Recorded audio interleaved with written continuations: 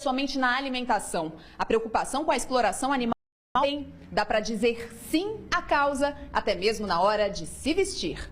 Até mesmo no dia do sim. Eu não uso seda, eu não utilizo botões que são derivados de ossos, né, marfim, nem pérolas, nada que é derivado de animal. Os vestidos de noiva produzidos aqui são exclusivos e agradam também as clientes que não são veganas. Fiel aos preceitos do veganismo, Gabriel resolveu se livrar de boa parte do guarda-roupa. Qualquer tipo de calçado, carteira, cinto, mochila e inclusive calça jeans com o corinho atrás. O que tinha como conduta pessoal virou profissão, projeto de vida. Hoje, empresário fabrica calçados feitos a partir de garrafas PET, borracha biodegradável, cola à base de água e lonas de algodão orgânico. Os modelos reproduzem marcas famosas, mas estes podem ser usados com conforto e sem culpa.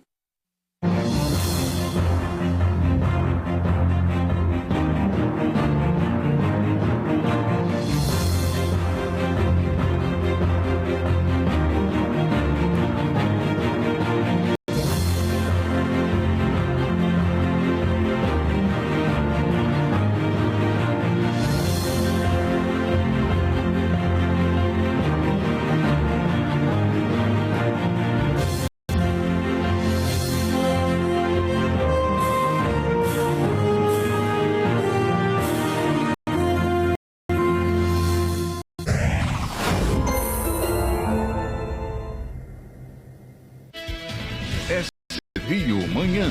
Oferecimento. Supermercados de mãos dadas no carnaval por você.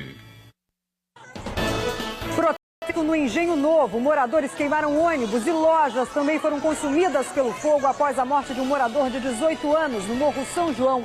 A comunidade é pacificada e a família da vítima acusa policiais de matarem os jovens. Na rua Barão do Bom Retiro, principal acesso ao bairro, motoristas em pânico fugiam na contramão.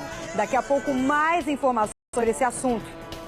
E você vai ver também. A polícia investiga o aliciamento de jovens para participar de protestos violentos. O advogado do acusado de disparar o rojão que matou o cinegrafista da TV Bandeirantes afirmou que o rapaz recebia R$150 a cada manifestação, sem revelar, no entanto, quem o financiava. E ainda o repórter Eduardo Oliveira acompanha o último adeus a Santiago Andrade. Eduardo. É isso mesmo, Liane. Daqui a pouco começa oficialmente o velório do repórter cinematográfico Santiago Andrade aqui no Memorial do Carmo. A gente volta com mais informações durante o jornal. Olá, bom dia. Hoje é quinta-feira, 13 de fevereiro. Eu sou Liane Borges e vocês do SBT Rio Manhã. O Santiago, que morreu após ser atingido na cabeça por um rojão numa manifestação na Central do Brasil, vai ser cremado hoje. Por isso eu vou voltar direto com o Eduardo Oliveira, que está lá no Memorial do Carmo, como ele disse agora. Eduardo, você já comunicou que vai ser o velório hoje. Como é que está a movimentação aí? Já há gente chegando? Bom dia. Bom dia, Eliane. Por enquanto, apenas jornalistas chegaram aqui com seus equipamentos para fazer a cobertura deste velório que está sendo muito esperado por companheiros e amigos que querem prestar a última homenagem. A informação é de que pessoas de fora do estado do Rio de Janeiro, muitas pessoas, estão vindo para cá. O velório vai acontecer das 7 às 11 horas da manhã para o público, depois fecha. Reservado apenas para a família, das 11 ao meio-dia. E a partir do meio-dia, o corpo será cremado. Muito obrigada, Eduardo. E há também a informação de que os colegas de trabalho vão fazer uma linda homenagem, todos vestidos com a blusa, com a camisa do time do Coração do Santiago, que era o Flamengo, vão então vestidos com essa camisa para fazer essa homenagem. E a família toda, claro, muito triste com esse episódio todo, agora um pouco mais aliviada com a prisão do principal acusado pelo crime. Já está no complexo penitenciário de Jericinó, em Bangu, o Caio Silva de Souza, de acender o rojão que matou o cinegrafista. Quem conta é a Lívia Raik. Caio Silva de Souza não resistiu à prisão. Nas imagens, o momento em que o jovem é levado pela polícia da pensão em que estava hospedado na Bahia. Acuado nem parece o mesmo da manifestação de quinta-feira passada. Ele estava extremamente acuado, assustado, com muita fome, disse que estava 2 dias sem se alimentar. Ele foi preso por volta das 2 da manhã, em Feira de Santana, depois de se registrar com nome falso. Escoltado pela polícia num voo comercial, Caio desembarcou cedo no Rio. Ele contou à polícia que não tinha mais dinheiro para comer nem continuar a fuga. Em entrevista, Caio disse que acendeu artefato, mas que não sabia que era um rojão e que não tinha nenhum alvo específico. No entanto, preferiu o silêncio. No início da tarde, toda a imprensa se reuniu para esperá-lo. Aí, ó, para aí, isso aí. O suspeito se convenceu a interromper a fuga depois de telefonemas da mãe, da namorada e do advogado. Tivemos essas informações de que ele teria ido para uma cidade do Nordeste, porque ali ele tem avós paternos. E aí entrou, como o doutor Veloso disse, o advogado que tinha um contato telefônico com ele e procurava demovê-lo de continuar nessa fuga. E aí foi tratado que o Caio ficaria hospedado nessa cidade de Feira de Santana para que a gente pudesse encontrá-lo. Caio vive com o pai. Essa é a casa do seu Antônio, pai do Caio, aqui em Nilópolis, na Baixada Fluminense. A gente já bateu, ninguém atende, parece que tá tudo fechado. Olha, só algumas janelas abertas, mais a porta fechada. A mãe, separada, mora na mesma cidade. Numa ligação, Caio teria dito a ela que tudo não passou de um acidente. Um primo do jovem aceitou falar com a nossa equipe. O primo não é agressivo, senão mentira aquilo. O delegado à frente das investigações tem provas de que Caio participou de outras manifestações de forma violenta. Agora, a inteligência da Polícia Civil quer saber se há grupos, inclusive políticos, envolvidos com os manifestantes radicais. A análise das imagens já nos induz, no sentido de que as pessoas que estão ali, de alguma forma, estão com as vontades conjugadas. Não parecem ser pessoas que estão aleatórias. Indica que essas pessoas não estão soltas, isoladas, como querem nos fazer crer. Em entrevista à Rádio Jovem Pan, o advogado disse que jovens recebem dinheiro para participar de manifestações. Caio e o jovem que passou o rojão para ele, Fábio Raposo, preso no último domingo, negam participação em qualquer tipo de grupo organizado. Eles foram indiciados por homicídio doloso qualificado e crime de explosão. Podem pegar até 35 anos de prisão. Eu já havia dito aqui no SBT Rio Manhã outras vezes que era muito estranho o fato de vários advogados, quando esses jovens eram presos, irem lá na delegacia para auxiliar, para prestar auxílio e atendimento jurídico, o que já revelava, pressupunha que havia mais gente envolvida nesse episódio do que mera ideologia dos jovens. Agora, a polícia está investigando esse aliciamento de rapazes, como teria sido o caso desses dois, principalmente do Caio, que é de uma família muito humilde. Eles teriam recebido dinheiro, R$150, para participar dessas manifestações violentas. O delegado Maurício Luciano também investiga o fato de que combis chegariam com rojões, com máscaras de gases, já cheias desses artefatos explosivos, para serem entregues nos dias de protestos aos manifestantes, a esses ativistas. Então, tudo isso tem que ser muito bem investigado, principalmente em época de eleição. Aqui agora comigo está o delegado Carlos Augusto Nogueira, que vai dar mais detalhes a respeito desse episódio. Agora, delegado, o que muda, na verdade, em relação a essa questão de aliciamento ou não dos jovens para o quadro deles? Eles podem pegar uma pena maior, menor ou é indiferente? São duas coisas muito ruins. Você fazer maldade, você quebrar coisas pelos seus ideais, ou você fazer essas coisas por dinheiro. Eu acho que o que o advogado disse até depõe um pouco contra o cliente dele, porque você fazer isso tudo por dinheiro é ainda pior. Mas tudo bem, isso é tática de defesa dele. Eu acho que a pena fica até pior, porque foi tudo feito por dinheiro, foi motivo torpe, que a gente chama no homicídio, motivo fútil, é aquela torpeza, aquela maldade, isso é que qualifica o homicídio. Em relação à investigação que você disse há pouco, no que concerne a combis, políticos e etc., o que o delegado normalmente faz nesse caso? Eu não conheço os autos, mas o que o delegado faz? Ele pega aqueles autos para que eles tenham um fim, para que Caio e Fábio sejam devidamente processados, ele pega aqueles autos e remete para a justiça finalizado. Daqueles autos surge vamos dizer, um filhotinho, surge uma cópia daqueles autos, que nesse outro procedimento vai ser apurado a participação dessas combis, políticos e etc. Ou seja, aquele ali vai ter um fim e esse aqui vai nascer para investigar aquela nova denúncia. Porque senão, se você ficar colocando denúncias naqueles autos, né, notícias crimes, naqueles autos que já existem, aquilo nunca vai acabar. Entendeu? Entendi. Doutor, eu quero que o senhor acompanhe comigo, porque a cineasta Sininho, uma das envolvidas nesses protestos, ela deu uma declaração que corrobora com essa informação de que os jovens são aliciados. Vamos ver. A ativista Elisa Quadros, a Sininho, falou com a reportagem do SBT. Ela confirmou ter recebido dinheiro de 2 vereadores para a realização de uma manifestação humanitária que reuniu quase 1.000 pessoas na Cinelândia no dia 23 de dezembro do ano passado, a favor de moradores de rua que vivem na região. As doações de R$ 400 e R$ 300 aparecem nesta prestação de contas obtidas pelo SBT. Teve doações de 2 vereadores, mas eles estavam doando não como vereador, mas sim como civis, né? Sininho não revelou quais seriam estes vereadores e os partidos. Questionada ainda por ter recebido dinheiro de políticos, ela disse que o sistema é o sistema e que não tinha como evitar isso. Eu não vou falar nome de vereador agora, sabe? Se eles quiserem falar, eles falam, mas eu não vou ficar falando nome, eu vou ficar falando partido, porque isso vai dar mais fofoca, entendeu? Então eu não quero, eu quero evitar. A ativista informou que não faz parte dos Black Blocs e que pretende procurar a polícia novamente para fazer uma acariação contra o advogado Jonas Tadeu. Ele afirmou que Sininho disse que o deputado Marcelo Freixo tinha ligações com Caio Silva de Souza, que acendeu o rojão que matou o cinegrafista Santiago Andrade.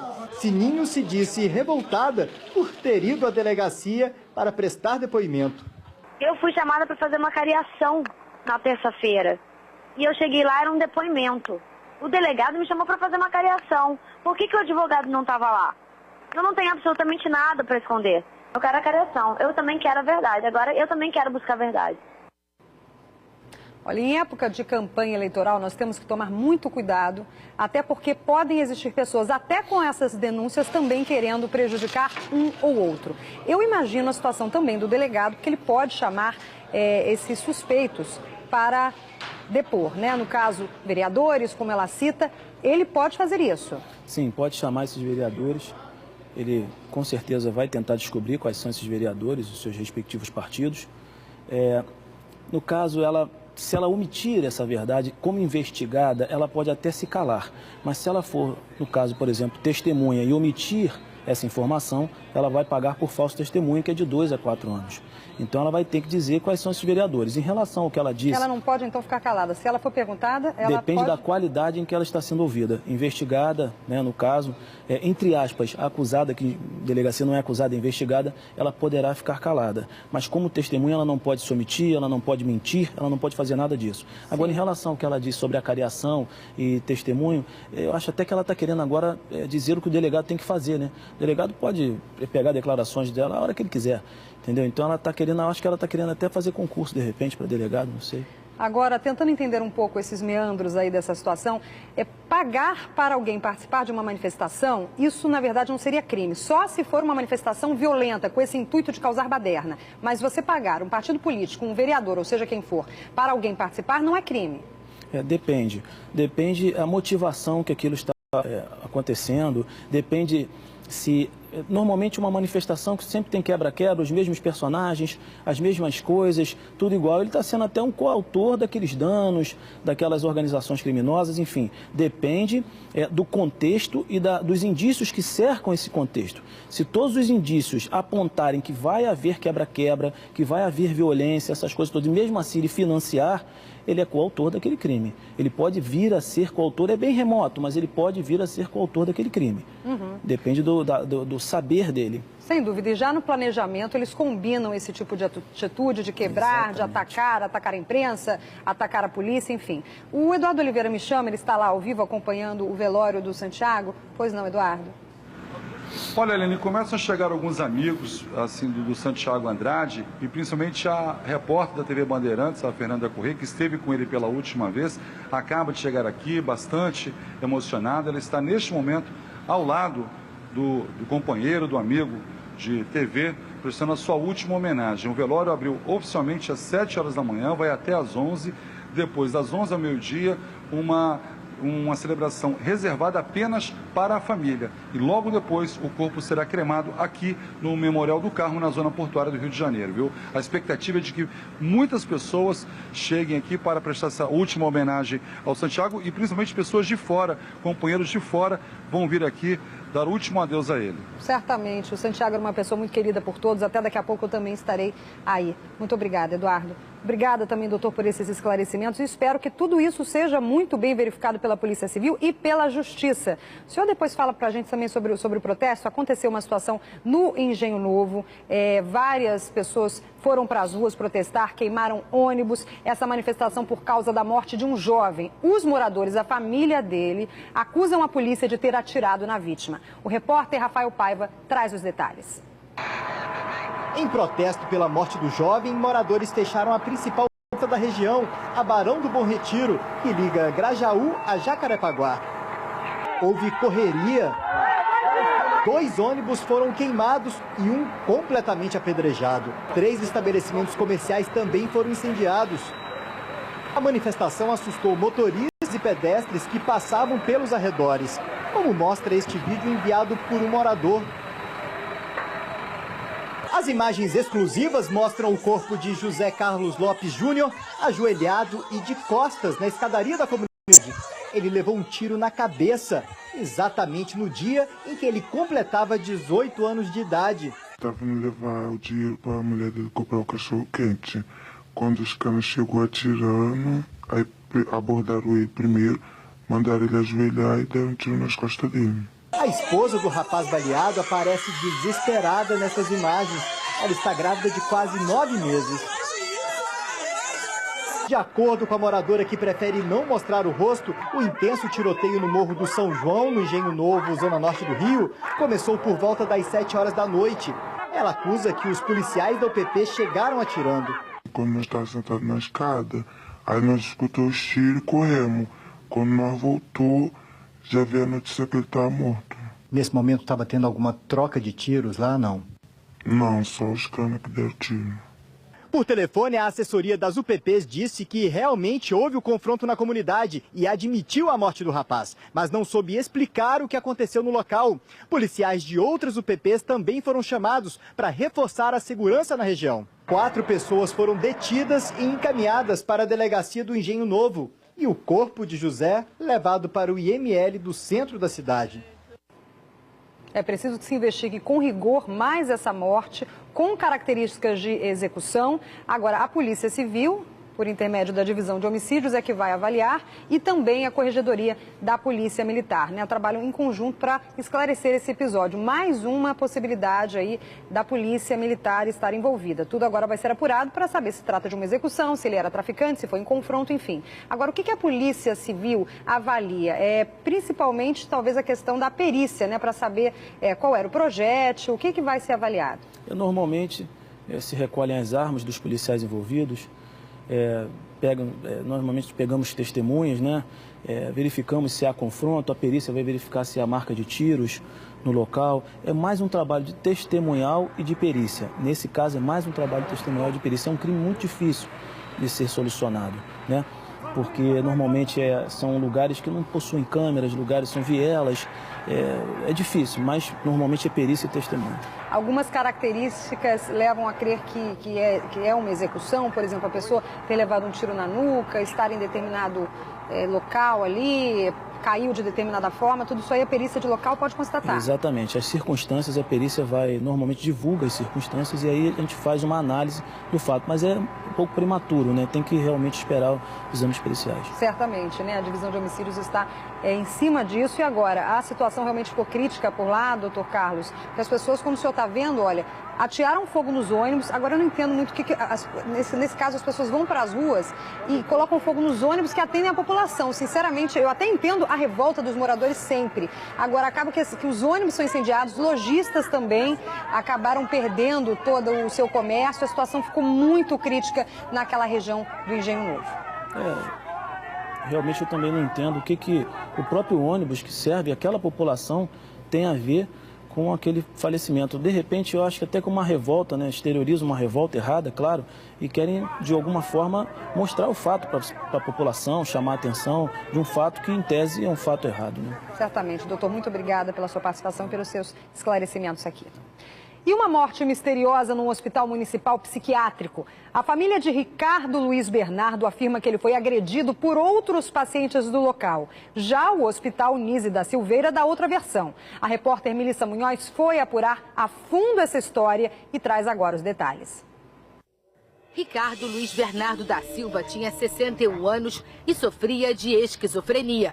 Apesar do quadro psiquiátrico, a irmã conta que ele nunca foi agressivo. Ele não era maldoso, não era perverso, não era ruim.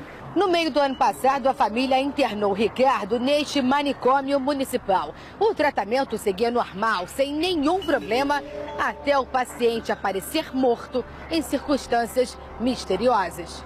A psicóloga do hospital psiquiátrico informou na delegacia que Ricardo teve um mal súbito. A mesma versão oficial foi repassada aos familiares. Falou que ele morreu de infarto, por telefone. Quando chegou lá, elas falaram, fizeram respiração boca a boca, fizeram os primeiros socorros, massagem no coração. Claro que eu acreditei, até porque eu não tinha visto nada. Mas não é o que atesta o exame no IML.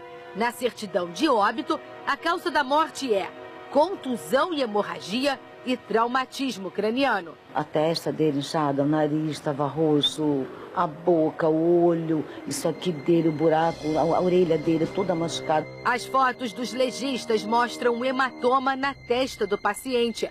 A irmã reclama que ele ficou junto aos doentes mais perigosos e exige explicações do hospital.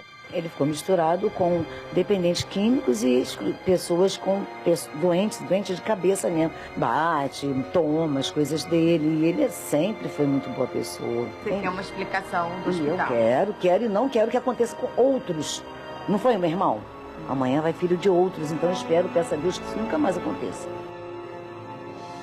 Bom, a direção do Hospital Municipal Psiquiátrico Nise da Silveira negou que na unidade estejam internados dependentes químicos e voltou a afirmar que Ricardo levou um tombo e sofreu em seguida uma parada cardiorrespiratória. O caso foi registrado na delegacia de Todos os Santos. Com base nessa perícia, no laudo da necrópsia, a Polícia Civil também vai saber se foi de fato um acidente, como alega o hospital, ou se foi uma morte provocada.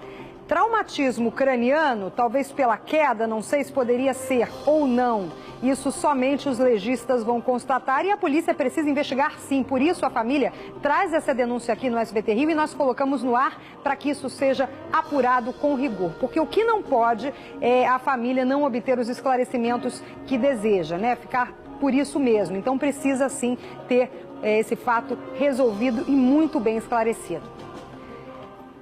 Agora vamos falar um pouquinho sobre defesa do consumidor, uma situação que pode acontecer com qualquer um. Um homem comprou um telefone celular modelo iPhone S4, um celular caro, num site da internet em 2012. E até hoje não recebeu nem o produto e muito menos o dinheiro de volta. Ele conta que tentou contato com o site várias vezes, mas como resposta recebeu apenas um e-mail e nada foi resolvido. Ele agora quer saber o que vai fazer para receber o produto ou então o dinheiro de volta. Mônica Chagas. Me sinto enganado, impotente, uma coisa assim que, só quem passa por isso sente. No dia 15 de janeiro de 2013, o Alex comprou um celular para a filha em um site na internet no valor de R$ 959,99. O site deu um prazo de 15 a 45 dias para entregar o produto. 2 meses se passaram e nada do celular chegar em casa. Um ano depois... Até hoje, nada de aparelho.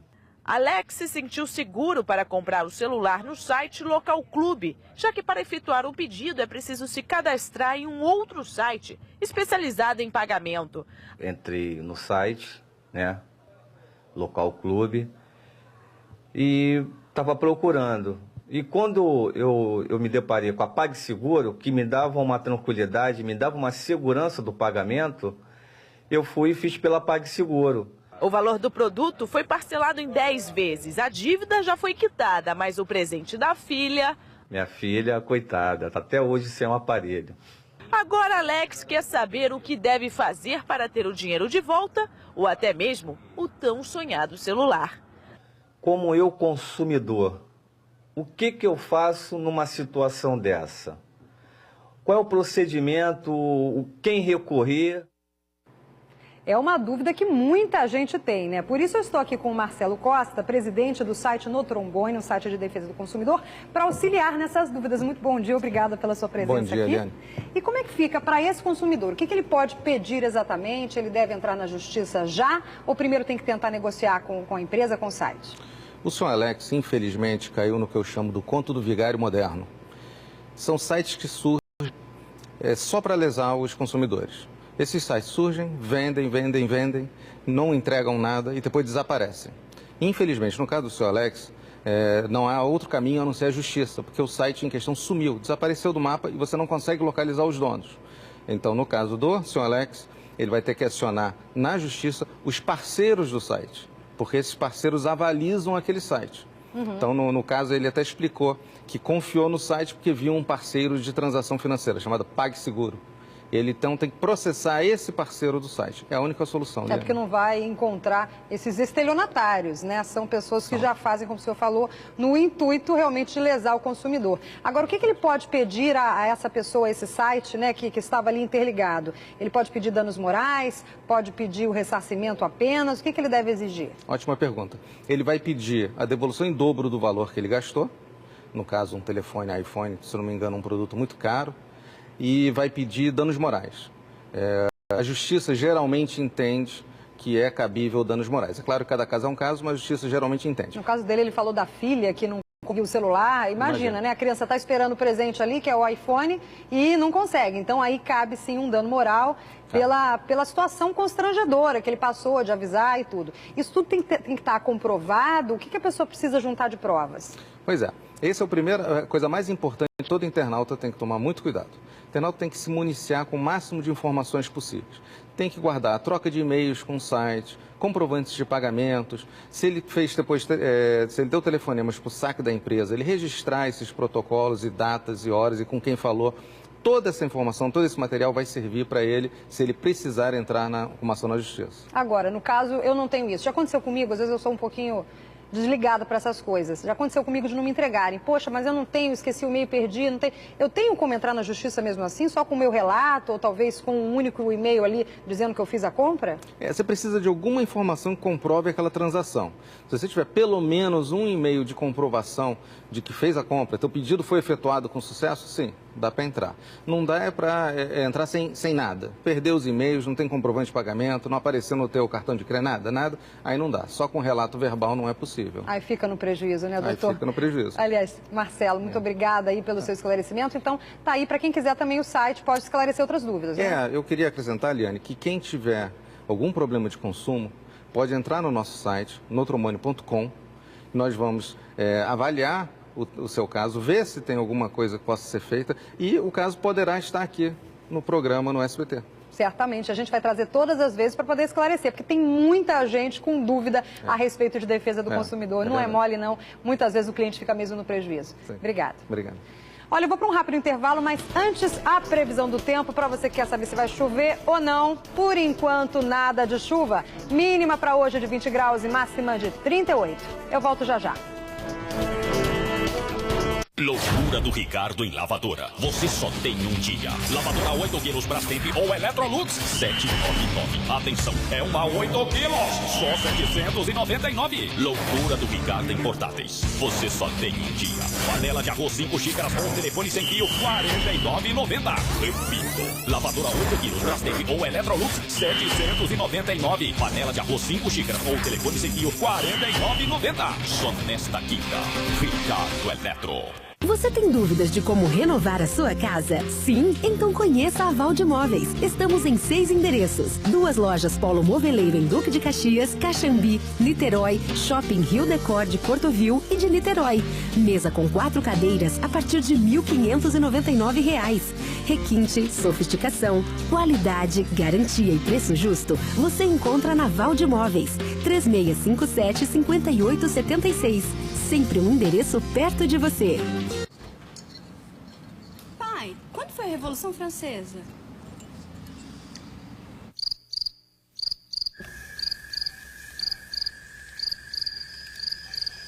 Revolução Francesa.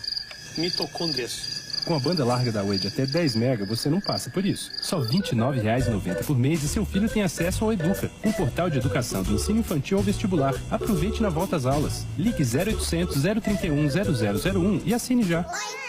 Loucura do Ricardo em lavadora. Você só tem um dia. Lavadora 8 quilos Brastemp ou Electrolux 799. Atenção, é uma 8 quilos, só 799. Loucura do Ricardo em portáteis. Você só tem um dia. Panela de arroz 5 xícaras com telefone sem fio 49,90. Repito, lavadora 8 quilos Brastemp ou Electrolux 799. Panela de arroz 5 xícaras ou telefone sem fio 49,90. Só nesta quinta. Ricardo Eletro. SBT Rio, manhã. Oferecimento. Supermercados Unidos, de mãos dadas no carnaval por você.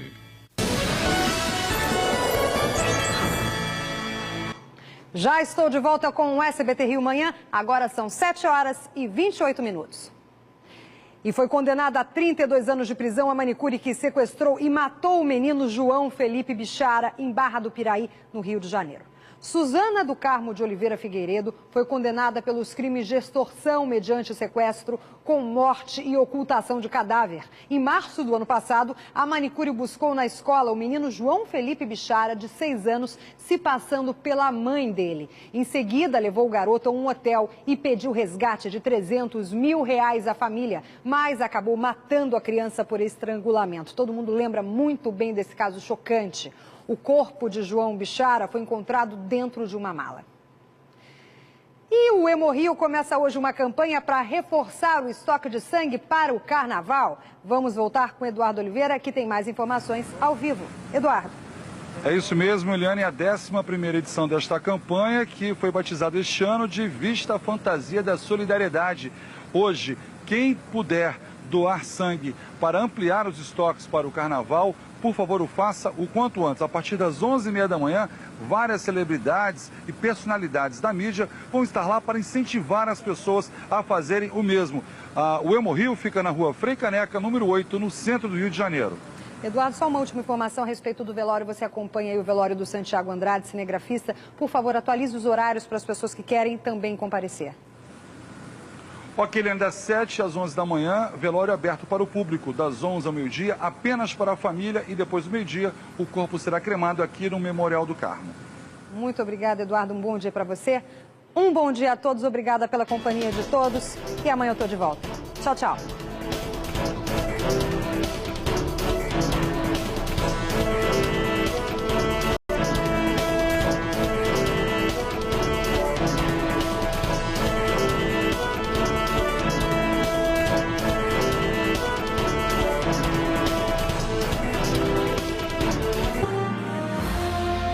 São 7h30.